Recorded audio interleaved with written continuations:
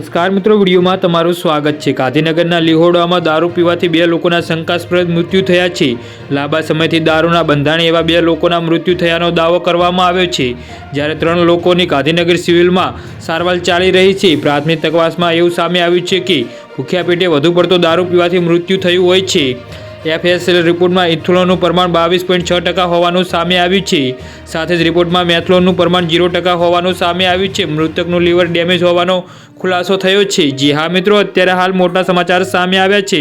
કુલ 9 લોકોને લીહોડ ગામથી ગાંધીનગર સિવિલમાં લાવવામાં આવ્યા હતા, જેમાંથી 2 લોકોના મૃત્યુ થયા છે। એકની હાલત નાજુક છે, જ્યારે 6 લોકો જનરલ વોર્ડમાં દાખલ છે। હાલ ગામમાં 108ને સ્ટેન્ડ બાય રાખવામાં આવી છે। મૃત્યુ દારૂનું થયું છે કે અન્ય કોઈ પીણાથી થયું છે તેની તપાસ ચાલી રહી છે। ગઈકાલે મોડી રાત્રે બનાવ બન્યો હતો। લઠ્ઠાકાંડ થયો હોય તેવી આશંકા જોવા મળી રહી છે, જેથી પોલીસ દોડતી થઈ છે। ગામમાં કોઈ બીમાર હોય તેને હોસ્પિટલ ખસેડવાની કામગીરી કરવામાં આવી રહી છે। હાલ પોલીસે અકસ્માતનો મોતનો ગુનો નોંધી હાલ તપાસ શરૂ કરી છે। નાનકડા ગામમાં અહંકાર મચી ગયો છે।